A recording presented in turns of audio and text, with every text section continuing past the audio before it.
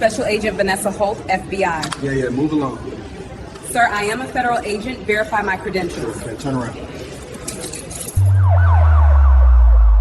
Officer Derek Rawlings had spent 9 years wearing the badge of the Portland Police Bureau when he stepped into a moment that would shatter everything he thought he knew about his own judgment. 9 years of patrols, traffic stops, domestic calls, and routine responses. 9 years that should have taught him the difference between actual threats and the shadows created by his own assumptions. But on a gray Wednesday morning in early April, Rawlings would prove that experience means nothing when bias has already written the story. He was 35 years old enough to have seen plenty, young enough to believe he had seen it all. And in a bustling cafe in downtown Portland, surrounded by the morning rush of professionals and students and ordinary people going about their ordinary lives, he would make a decision that would cost the city $4.8 million and end his career in a single devastating morning. The call came through as a loitering complaint. A nervous voice on the other end described someone who did not belong, someone suspicious, someone making customers uncomfortable just by being there.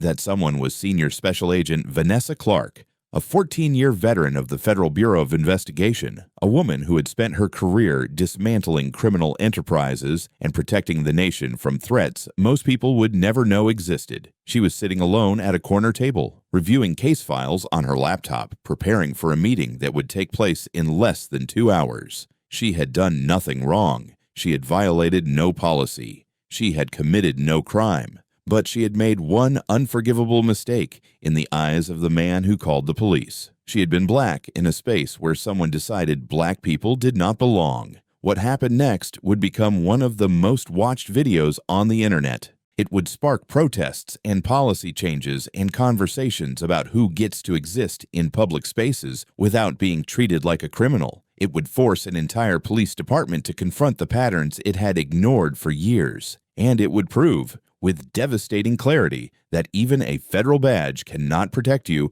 when prejudice has already decided you are guilty. If you are watching this for the first time, I want you to stay until the end. This story matters. These patterns matter, and the only way we change anything is by understanding how these moments happen and why they keep happening. If you believe these stories need to be told, consider subscribing. Your support helps us bring more truth to light. Rowan Street Cafe occupied the ground floor of a renovated brick building on the corner of Morrison Street and 3rd Avenue in downtown Portland. The building had stood there for over a century, surviving fires and earthquakes and economic downturns, transformed over the decades from a hardware store to a bank to a series of failed restaurants before finally finding its identity as a neighborhood coffee shop that catered to the downtown professional crowd. The interior was exactly what you would expect from a cafe trying to balance authenticity with ambiance. Exposed brick walls that had been carefully restored and sealed, wide plank hardwood floors that creaked softly underfoot, pendant lights with copper fixtures hanging at irregular intervals above the long communal tables and the smaller two-tops arranged near the floor-to-ceiling windows. The espresso machine behind the counter was a gleaming Italian import that hissed and gurgled continuously during the morning rush.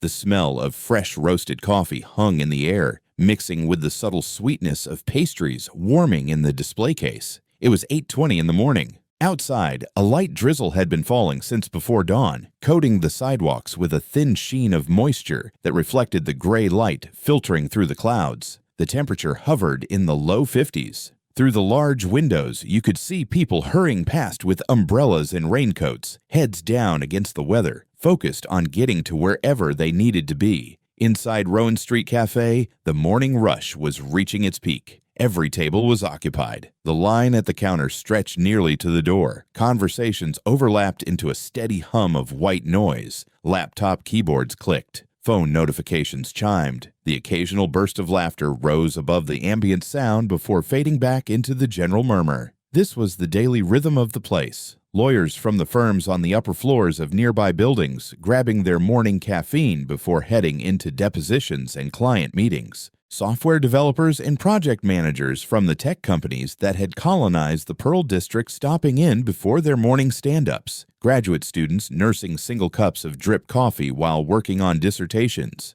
Freelancers treating the cafe like an office. staking out tables for hours at a time while they worked on projects and attended video calls. Nobody paid attention to anyone else. That was the unwritten rule of places like this.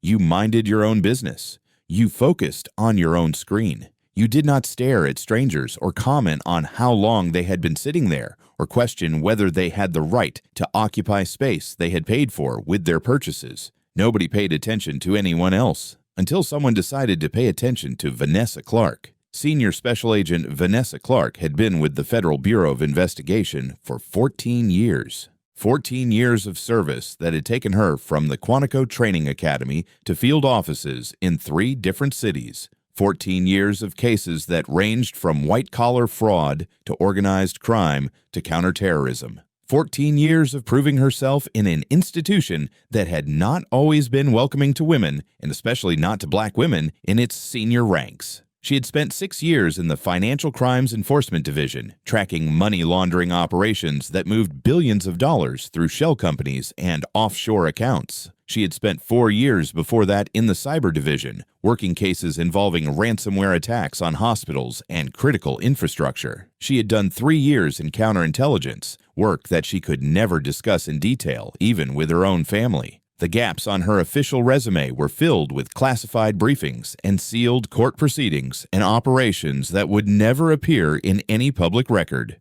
Her supervisors used words like exceptional and invaluable in her performance reviews. Her colleagues respected her thoroughness, her attention to detail, her ability to see connections that others missed. She had received the Director's Award for Excellence in Investigation. She had testified before congressional committees. She had trained new agents in forensic analysis and interview techniques. At 43 years old, Vanessa Clark was one of the most accomplished agents in the Portland field office. She had earned her position through years of dedication and sacrifice. She had missed holidays and birthdays and anniversaries because the work demanded it. She had built a career that should have commanded respect from anyone who understood what it took to reach her level. That Wednesday morning, she was technically off duty. She had taken a personal day to prepare for a sensitive meeting with a confidential informant who was providing information on a complex financial fraud case that had consumed most of her attention for the past 8 months. The meeting was scheduled for 10:15 at a secure location across town.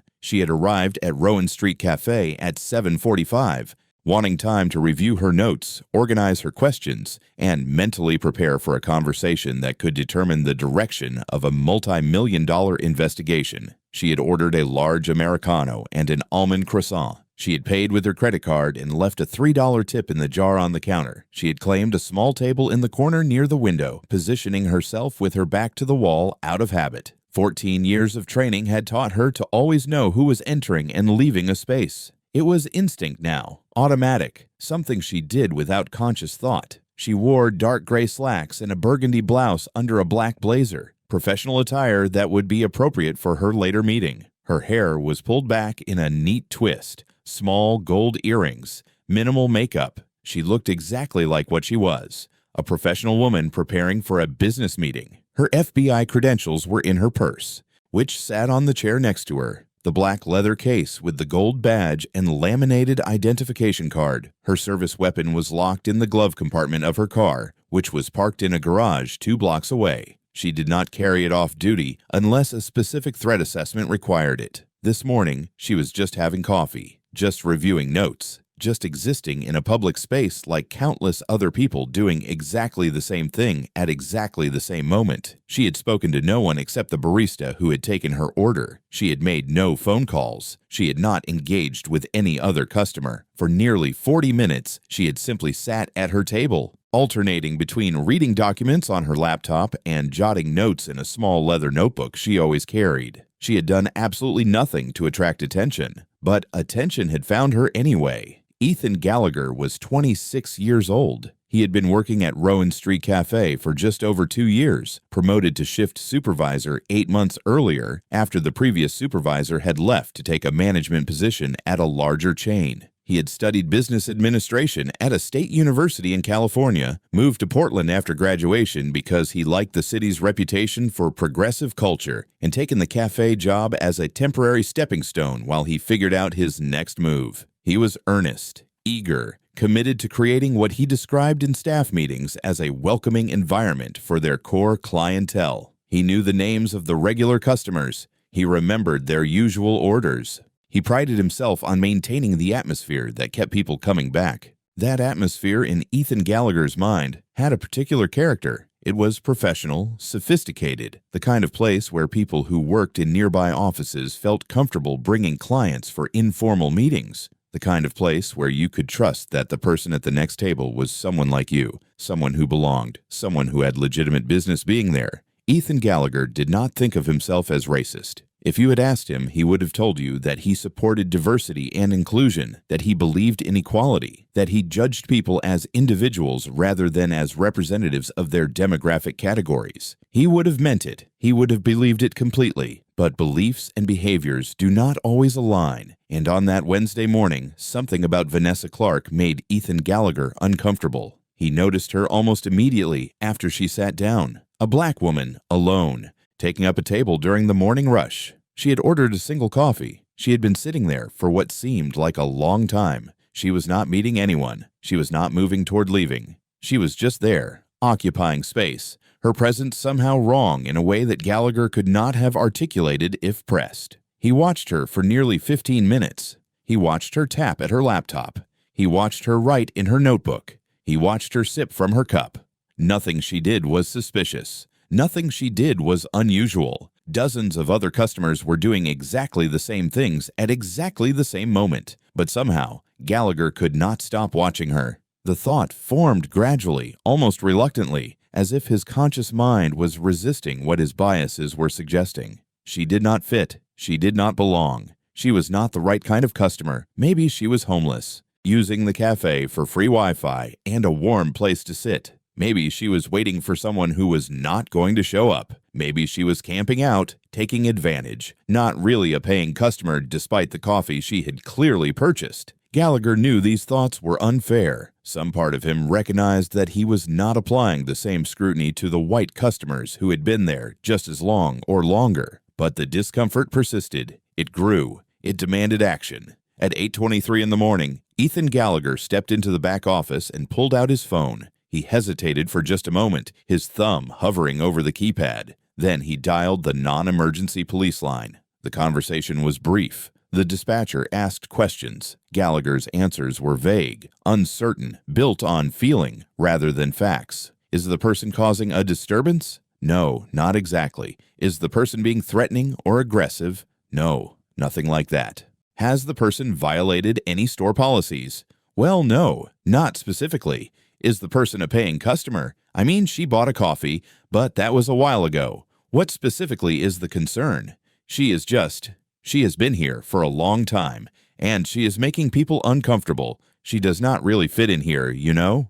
The dispatcher logged the call. A unit was assigned, and Ethan Gallagher went back to work behind the counter, convinced that he was doing the right thing, protecting his cafe and his customers from someone who did not belong. He never stopped to ask himself why she did not belong. He never examined the assumptions underneath his discomfort. He never considered that the only thing distinguishing Vanessa Clark from every other customer in that cafe was the color of her skin. That failure of self-reflection was about to intersect with another failure, one that had been building for years in the patterns of a police officer who had learned that bias came without consequences. What do you think should happen to employees who call police on customers based on racial profiling rather than actual behavior? I am genuinely curious about your perspective. Leave your thoughts in the comments below. Officer Derek Rawlings received the dispatch at 8:26 in the morning. Loitering complaint at Rowan Street Cafe. Manager requesting assistance with a customer who refused to leave. The call was routine, unremarkable, the kind of low-priority assignment that filled the gaps between more serious incidents. Rawlings was cruising down Burnside Street when the call came through.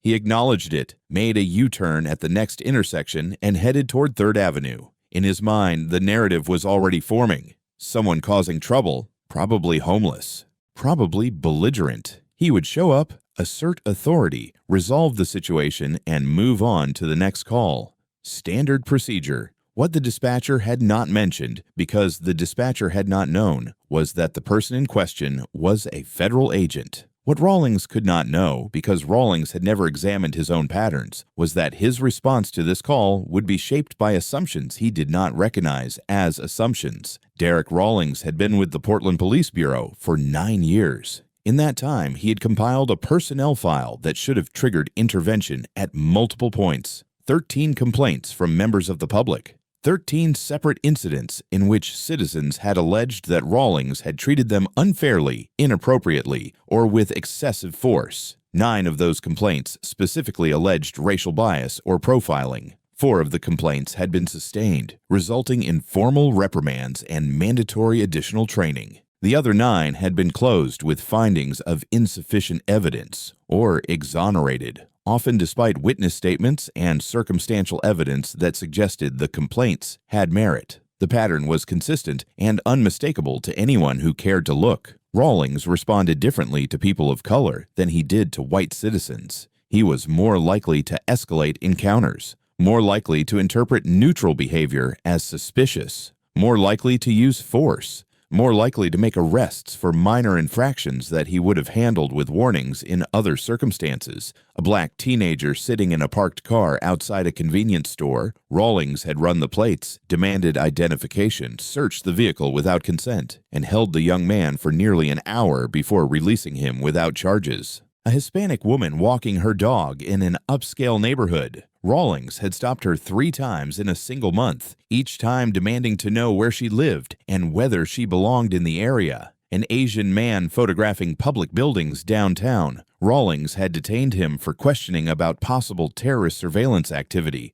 holding him until his employer called the precinct to vouch for his identity. Each incident had been documented. Each had generated complaints. And each had been handled with the minimum response necessary to check the administrative boxes. Reprimands that carried no meaningful consequences. Training sessions that Rawlings attended but did not absorb. Supervisory notes about community sensitivity that acknowledged problems without addressing them. The system had failed at every level. The officers responsible for reviewing complaints had not connected the dots between individual incidents to see the pattern. The supervisors responsible for personnel decisions had prioritized keeping experienced officers on the street over protecting the community from officers who should not have been there. The training programs designed to address bias had become checkbox exercises rather than genuine opportunities for reflection and change. And now Derek Rawlings was driving toward Rowan Street Cafe, his mind already filled with assumptions about who he would find and how he would handle them. He parked his patrol car directly in front of the cafe at 8:31. Through the large windows, he could see the crowded interior. Lots of people, lots of laptops. The typical morning scene for a downtown coffee shop. He scanned the room from outside, looking for the problem, looking for someone who did not fit. His eyes landed on Vanessa Clark almost immediately, a black woman sitting alone, laptop open in front of her, in a room full of people doing exactly the same thing. She was the one who stood out to him. She was the one who seemed wrong. Rawlings walked through the front door. The electronic chime announced his arrival. A few heads turned, noticed the uniform, and went back to their screens. He made his way through the crowded space, moving between tables, heading directly toward the corner where Clark sat. He did not stop at the counter to speak with the manager who had called. He did not ask clarifying questions about what specifically had prompted the complaint. He did not gather information before making contact. He simply identified the target, and he moved. Vanessa Clark was reviewing a timeline of financial transactions on her laptop when a shadow fell across her table. She looked up, and her trained eyes immediately registered the uniform, the badge, the duty belt, the body language of a police officer who had already decided that this encounter would go a particular way. She had seen that posture before. She had seen it in suspects who were certain of their rightness. She had seen it in witnesses who had already made up their minds about what they had seen. She recognized the set of the jaw, the tension in the shoulders, the eyes that were looking at her but not seeing her. In the space of a single heartbeat, Vanessa Clark understood what was happening. She understood it in her bones, in her gut, in the part of her consciousness that had learned to read situations before they fully developed. This officer had not come to ask questions. He had come to remove a problem, and in his mind, she was the problem. The officer spoke first. His voice was loud enough to carry beyond their immediate space, loud enough to draw the attention of nearby customers. "You need to pack up and leave. Now."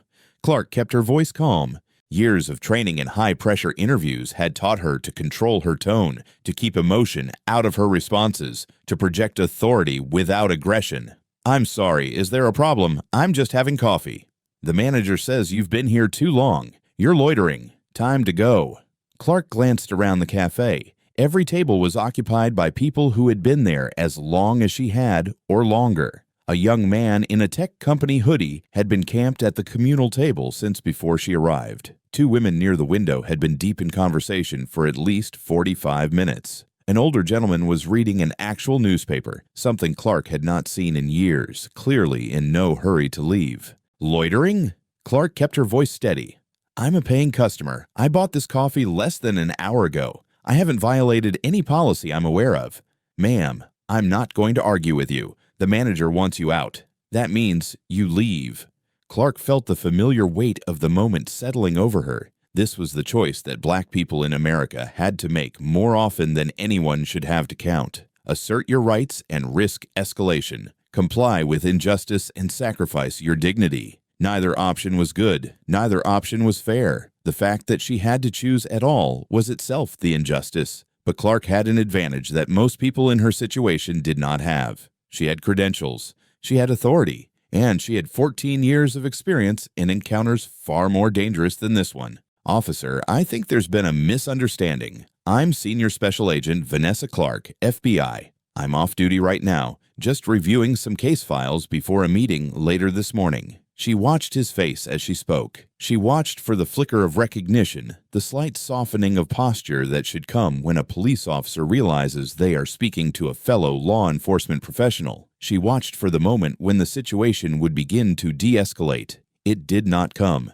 Rawlings' expression did not change. If anything, his posture became more rigid, more aggressive. Quote 7. Quote Yate. Clark reached slowly, deliberately, toward her purse on the adjacent chair. She had been in enough tense situations to know how sudden movements could be misinterpreted. She moved as if she were defusing a bomb, every gesture telegraphed, every intention clear. She retrieved the black leather case from her purse. She opened it, displaying the gold badge and the laminated identification card. The photograph on the ID was clearly her. The badge number was visible. The seal of the Federal Bureau of Investigation was unmistakable. Quote 9. She said, holding the credentials up toward the officer. Quote 10. Rawlings barely glanced at the badge. His eyes flicked to it for perhaps half a second before returning to her face. Quote 11. The cafe had gone silent. The ambient noise of conversations and keyboards had faded to nothing. Every head was turned toward the corner where Clark sat and Rawlings stood. Someone near the counter had pulled out their phone and was recording. Another person at a nearby table was doing the same. Clark's voice remained steady, but now there was an edge to it, the sharp precision of someone who understood exactly what was happening and was documenting it for the record that would inevitably follow. "Officer, I am asking you professionally and respectfully to verify my credentials before this goes any further. One phone call, that's all it takes. The number for the Portland FBI field office is publicly available. I will sit here and wait while you make that call.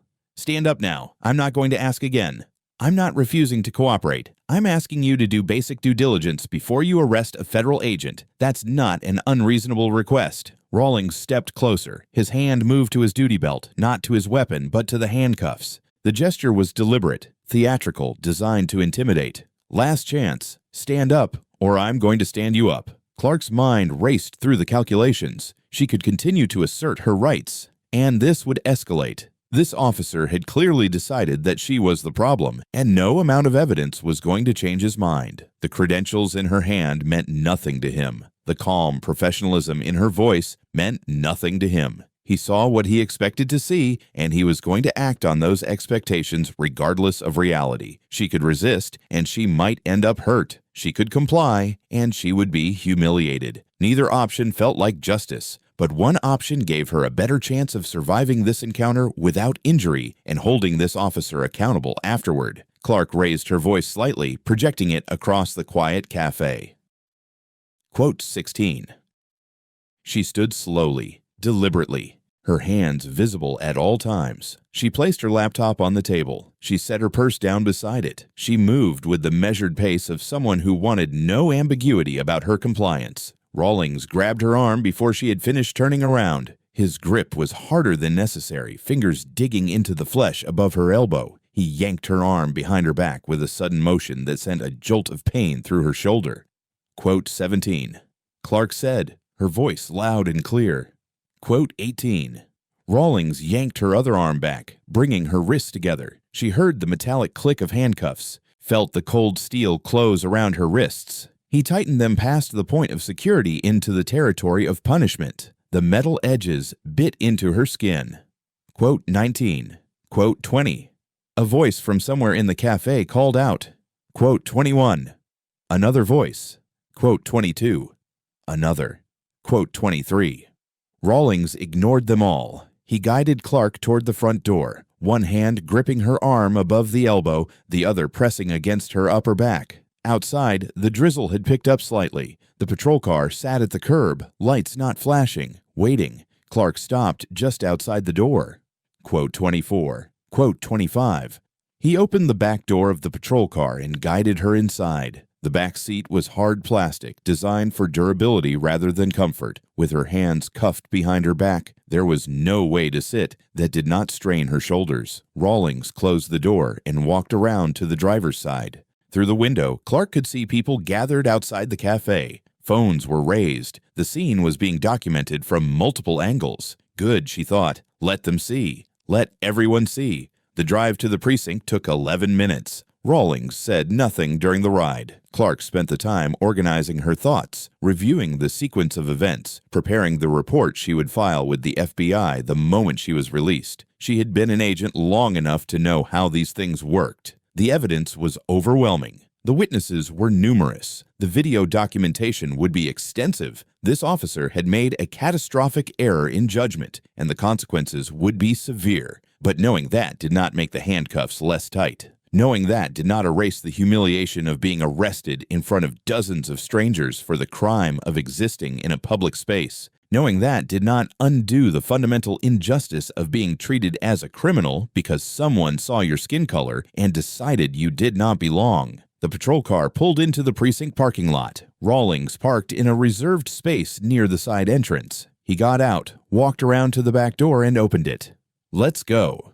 Clark maneuvered herself out of the car, a difficult task with her hands restrained behind her back. She stood in the parking lot for a moment, taking in the gray concrete and institutional architecture of the police station. She had been in buildings like this countless times during her career. She had interviewed suspects in their interrogation rooms. She had coordinated with local law enforcement on federal cases. She had always walked in as a colleague, a professional, an agent with authority and respect. Now she was walking in as a prisoner. The door opened into a processing area. A desk sergeant looked up as they entered, his expression shifting from routine acknowledgement to confusion as he took in the scene. A woman in professional attire, clearly not the typical suspect, being led in by a patrol officer. "Rawlings, what do you have?" "Trespassing at Rowan Street Cafe. Subject refused to leave when asked by the manager and by me." The sergeant's brow furrowed. Quote 29. Quote 30.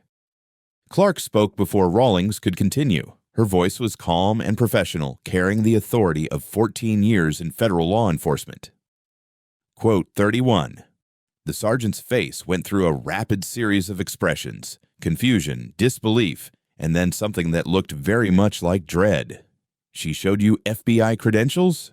Rawlings pulled the black leather case from his pocket. He had taken it when he cuffed her. "She claims they're real."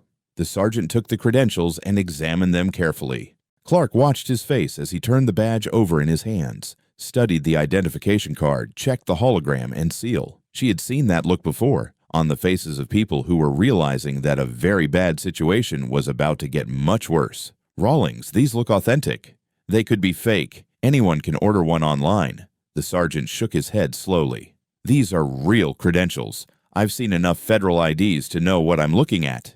He turned to Clark. "Ma'am, what's your badge number?" Clark recited it from memory. The sergeant picked up the phone on his desk and dialed. The call to the FBI field office took less than 4 minutes. Confirmation came back quickly. Senior Special Agent Vanessa Clark, active status, Financial Crimes Enforcement Division, 14 years of service, currently assigned to the Portland field office. The sergeant hung up the phone. When he turned to face Rawlings, his expression had gone cold.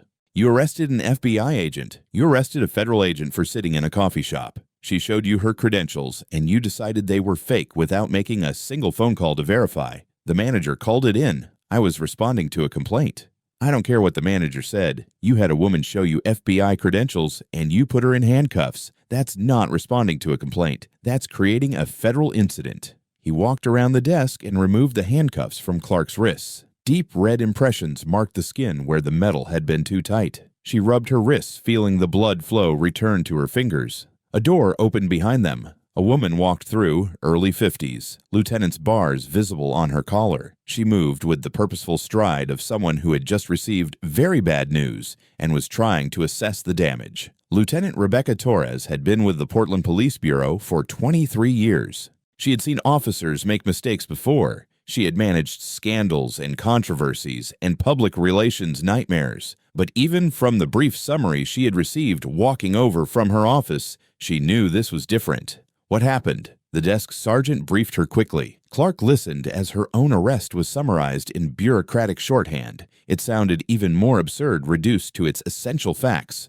Officer responded to loitering complaint. Subject identified as FBI agent. Officer dismissed credentials as fake. Officer arrested subject without verification. Torres listened with an expression that grew progressively darker. When the sergeant finished, she turned to Clark. Agent Clark, on behalf of the Portland Police Bureau, I apologize unreservedly. This should never have happened. This will not be swept under the rug or minimized. I give you my word.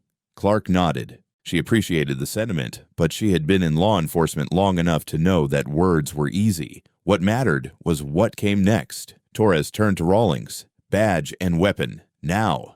Lieutenant, I was responding to a call. The manager said she was loitering. I made a judgment call based on the information I had. You arrested a federal agent without probable cause after she showed you legitimate credentials that you refused to verify. That's not a judgment call. That's a catastrophic failure of basic police work. Badge and weapon. You're on administrative leave pending a full investigation. Rawlings stood frozen for a moment. The reality of what had happened seemed to be sinking in slowly, like water seeping through cracks in a foundation. His career, his pension, his identity as a police officer, all of it was suddenly in jeopardy because he had looked at a black woman in a coffee shop and decided she did not belong. He unholstered his service weapon and placed it on the desk. He removed his badge from his belt and set it beside the gun. His hands were trembling slightly. Lieutenant, I was just doing my job. Your job is to serve and protect all members of this community, not to arrest federal agents for drinking coffee while black. Get out of my sight. Should police officers face immediate termination after wrongful arrests involving verified federal credentials? The question is not rhetorical. What happens to officers like Rawlings determines what happens to the next person who gets arrested for existing in a public space while black. Share your thoughts below. Within 3 hours of Vanessa Clark's release from the precinct, the videos had begun their inexorable spread across social media platforms. The first clips appeared on Twitter, short excerpts showing the key moments. Clark presenting her credentials, Rawlings dismissing them, the handcuffs being applied, the march toward the door. Within an hour, the clips had been compiled into longer videos with context and commentary. Within 2 hours, the story had been picked up by local news. Within 3 hours, it was national. The headlines multiplied like cells dividing. FBI agent arrested in Portland cafe for making people uncomfortable. Federal agent handcuffed after officer dismisses credentials as fake. Coffee while black leads to arrest of 14-year FBI veteran. Video shows Portland officer arresting FBI agent despite being shown badge. The videos were damning because they showed everything. There was no ambiguity, no room for alternative interpretation, no way to claim that the situation had been more complicated than it appeared. The recordings captured Clark's calm professionalism, her repeated identification of herself, her presentation of credentials, her verbal declaration that she was complying under protest. They captured Rawlings' dismissiveness, his refusal to verify, his unnecessary use of force. The FBI released a formal statement within hours. The Bureau condemned the arrest of one of its agents and announced that it was coordinating with the Department of Justice on potential civil rights violations. The statement named no names, but it did not need to. Everyone knew who it was about. Civil rights organizations issued their own statements. The local NAACP chapter demanded an immediate investigation. National advocacy groups called for accountability. Legal experts appeared on cable news to discuss the implications of arresting a federal agent without probable cause. The manager who had made the call, Ethan Gallagher, was not publicly named in the initial coverage, but it did not take long for his identity to emerge. Social media users tracked down the cafe, reviewed its staff, and began directing attention toward the person responsible for initiating the incident. Gallagher released a statement through a public relations firm that he had hired within hours of the story breaking. "I believed I was doing the right thing to maintain a safe environment for our customers. I did not know the woman was an FBI agent, and I never intended for anyone to be harmed. I am deeply sorry for any distress this has caused." The statement satisfied no one. It acknowledged no bias, accepted no real responsibility, and focused on Gallagher's intentions rather than his actions. The backlash intensified. Rowan Street Cafe attempted damage control. The corporate office, which operated a small chain of 7 locations throughout the Pacific Northwest, issued an apology that was somewhat more substantive. "We are horrified by the events that occurred at our Morrison Street location. The actions of our employee do not reflect our values or our commitment to serving all members of our community. We have terminated the employee responsible and are implementing new policies to ensure this never happens again." But the damage was done. Review sites were flooded with 1-star ratings. Protesters gathered outside the cafe location where the arrest had occurred. Customers who had frequented the establishment for years announced they would never return. The story had become more than a single incident. It had become a symbol, a focal point for conversations about who belongs in public spaces and who gets to decide. It had become evidence in the ongoing case that Black Americans were making to the nation. This happens to us constantly, everywhere, and even our credentials cannot protect us. Special Agent Vanessa Clark contacted an attorney within 24 hours of her release. She had spent her career putting together cases against people who broke the law. Now she was going to be on the other side, the plaintiff, rather than the investigator, seeking accountability through the civil justice system. The lawsuit was filed 6 weeks later in federal district court. The defendants included Officer Derek Rawlings, individually and in his official capacity, Lieutenant Rebecca Torres for supervisory failure, Ethan Gallagher, individually, Rowan Street Cafe Corporation, and the City of Portland. The claims were comprehensive: unlawful arrest without probable cause, false imprisonment, violation of federal civil rights under Section 1983, racial discrimination in violation of the Equal Protection Clause,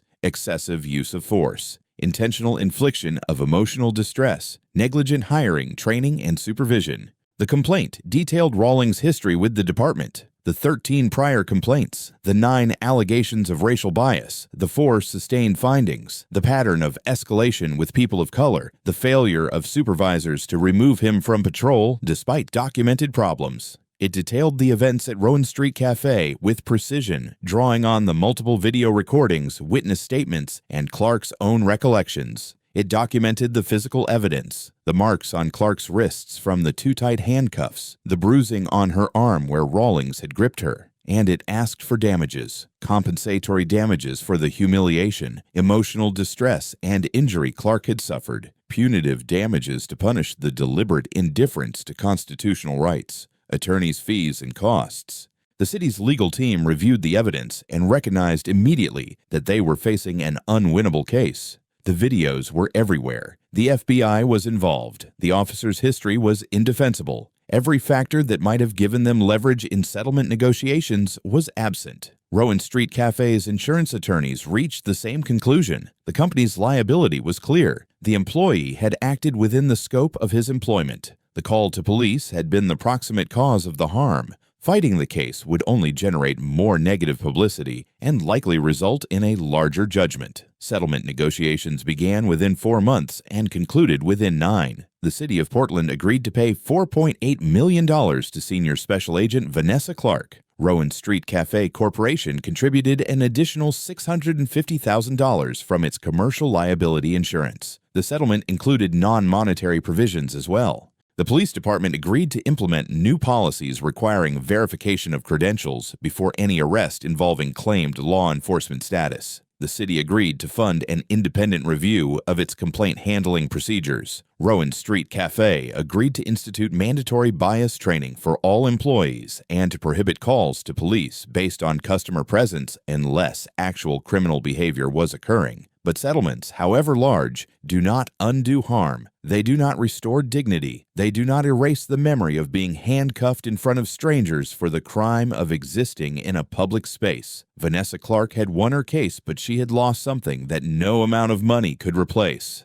The assumption that her credentials, her career, her presence would be enough to protect her from being treated as a criminal. Officer Derek Rawlings was terminated from the Portland Police Bureau 8 weeks after the incident. The termination letter was comprehensive in its condemnation. Officer Rawlings arrested a federal agent without probable cause after she identified herself and presented legitimate credentials that he refused to verify. This arrest occurred in the context of a documented pattern of discriminatory behavior. Over his 9 years of service, Officer Rawlings accumulated 13 complaints from members of the public, 9 of which alleged racial bias or profiling. 4 complaints were sustained, resulting in reprimands and mandatory training, but Officer Rawlings continued to demonstrate the same patterns of behavior. This final incident represents a catastrophic failure of judgment that caused significant harm to an individual citizen and to the reputation of the Portland Police Bureau. Employment is terminated effective immediately.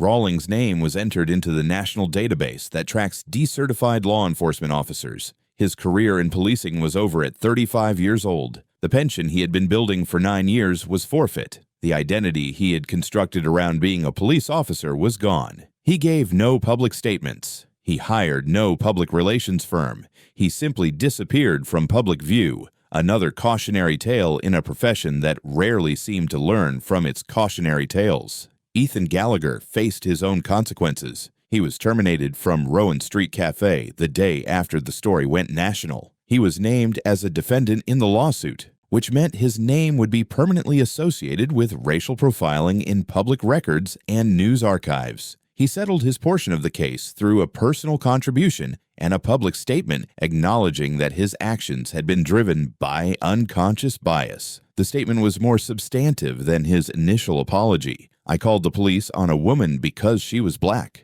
I did not realize that was what I was doing at the time, but looking back, I cannot deny it. Nothing about her behavior justified that call. I saw a black woman in my cafe, and some part of me decided she did not belong. I am deeply ashamed. I am getting help to understand why I thought what I thought and did what I did. I hope others can learn from my mistake, even though I know that does not undo the harm I caused." Whether the statement reflected genuine growth or strategic legal positioning, only Gallagher knew for certain. What was clear was that his actions had exposed him to consequences he had never imagined when he picked up his phone that Wednesday morning. Should businesses face mandatory civil rights reviews when employees call police on customers without evidence of actual criminal behavior? The question matters because Ethan Gallagher is not unique. Calls like the one he made happen every day across this country. Most of them never become news because the victims do not have FBI badges and civil rights attorneys.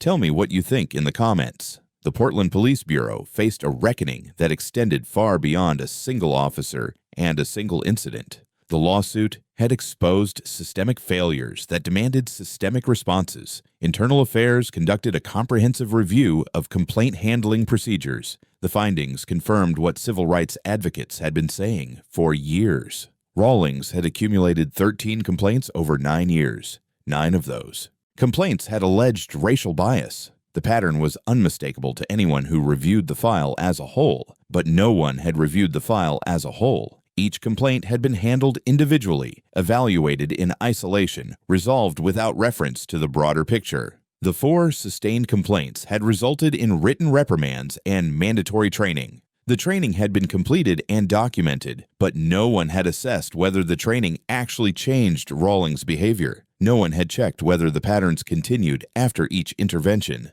No one had connected the dots. The 9 complaints that were not sustained had been closed with findings that were technically defensible but practically inadequate. Insufficient evidence often meant that it was the officer's word against the complainants, and the officer's word had been believed. Exonerated meant that the conduct had occurred but did not violate policy, even when the conduct in question clearly reflected bias. Supervisors had noted problems in performance evaluations. The language was careful, bureaucratic, designed to document concerns without triggering action. Officer Rawlings would benefit from additional training in community relations. Officer Rawlings should focus on de-escalation techniques in low-priority encounters. Officer Rawlings has received feedback about his approach to interactions with diverse community members. The notes acknowledge the issue. They did nothing to address it. Rawlings remained on patrol, encountering members of the public every day, bringing his biases with him into every interaction.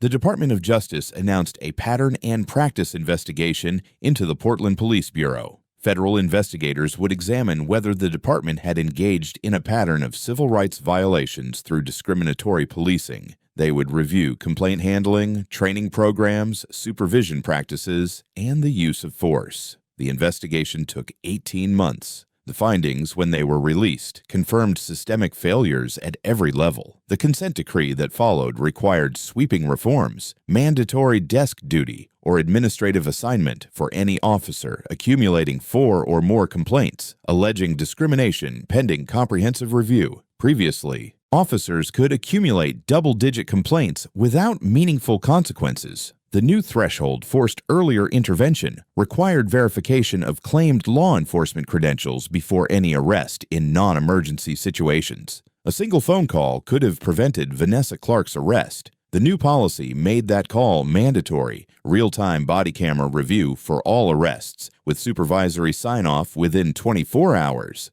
The policy created accountability at the moment of arrest, rather than waiting for complaints to surface weeks or months later. Independent civilian oversight board with subpoena power and authority to recommend discipline. The community would have a voice in how officers were held accountable, rather than leaving everything to internal review. Quarterly analysis of stop and arrest data, disaggregated by race, with mandatory reporting of disparities. If patterns of bias existed, the data would reveal them, and the department would be required to address them publicly. Automatic notification to federal authorities when any law enforcement officer is arrested or faces criminal charges. Transparency would extend beyond the local department to the broader system. These reforms were significant. They represented real changes in how the department would operate. But reforms on paper do not automatically translate to reforms in practice. Implementation would take years. Culture change would take longer.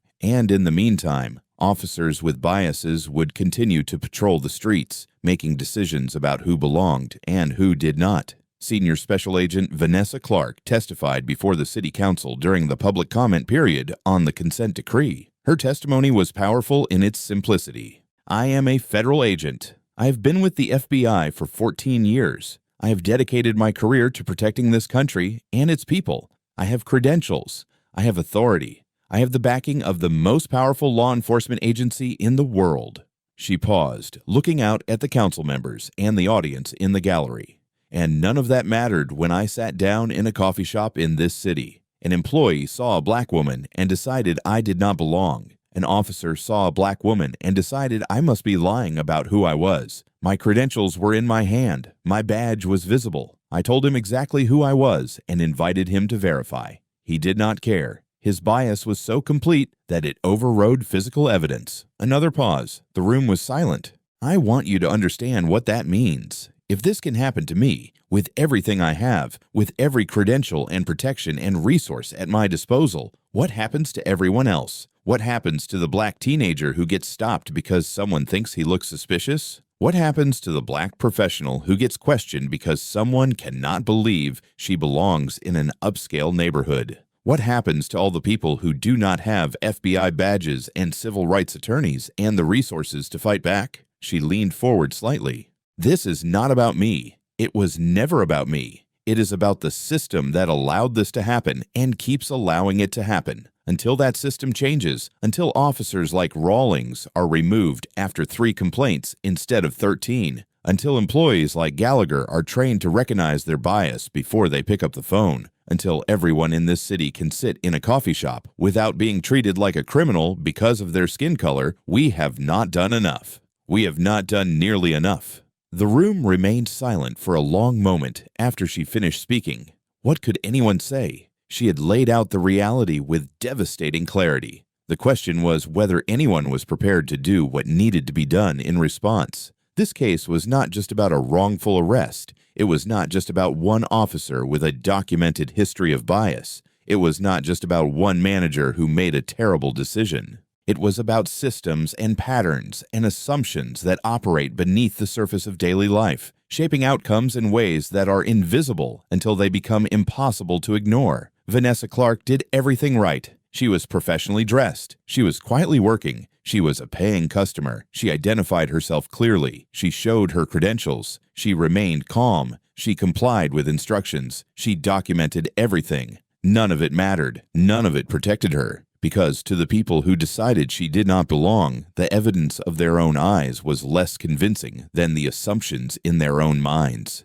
This is how bias operates in everyday spaces. It does not announce itself. It does not wear a uniform or carry a sign. It sits in the back of the mind, filtering information, shaping perception, determining who belongs and who does not. It is the manager who sees a black customer and assumes loitering. It is the officer who sees a black professional and assumes criminal. It is the system that validates those assumptions until someone with power and resources fights back. And the most insidious thing about it is how invisible it remains until the moment it destroys someone's mourning, someone's dignity, someone's faith in the institutions that are supposed to protect everyone equally. Derek Rawlings did not think he was being racist. If you had asked him before that Wednesday morning whether he treated people differently based on race, he probably would have said no. He probably would have believed it. His bias was not conscious. It was not deliberate. It was simply the unexamined lens through which he saw the world, a lens that had been shaped by culture and experience and assumptions absorbed over a lifetime. That does not make him less responsible for what he did. It does not excuse the harm he caused. But it should make us ask harder questions about how many other officers are out there with similar lenses, similar patterns, similar unexamined assumptions. How many of them are making decisions right now that will harm someone who does not deserve it?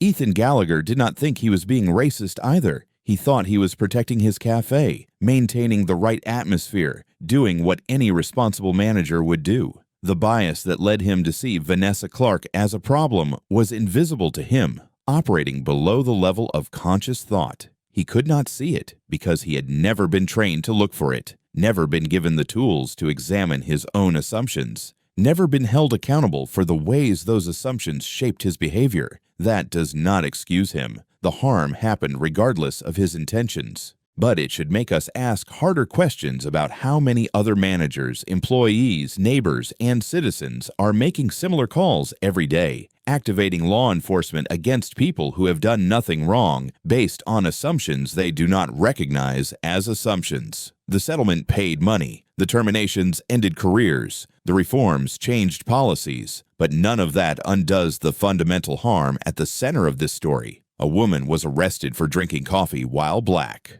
A professional, a federal agent, a citizen who had done everything right was treated as a criminal because someone looked at her skin and decided she did not belong. That experience stays with a person. The knowledge that your credentials are not enough. The understanding that your professionalism does not protect you. The realization that no matter what you achieve, no matter what authority you hold, there will always be people who see your skin color first and everything else second. Vanessa Clark won her case. She received compensation. She saw the officer terminated and the policies changed. By any measurable standard, she achieved accountability. But ask yourself, would you trade $4.8 million for the experience of being handcuffed in front of strangers for the crime of having coffee? Would any amount of money make that right? The real question is what happens next? Do police departments finally remove officers after 4 complaints instead of 13? Do businesses finally train employees to examine their assumptions before picking up the phone? Do we finally acknowledge as a society that making people uncomfortable often means existing while black in spaces where someone has decided black people do not belong?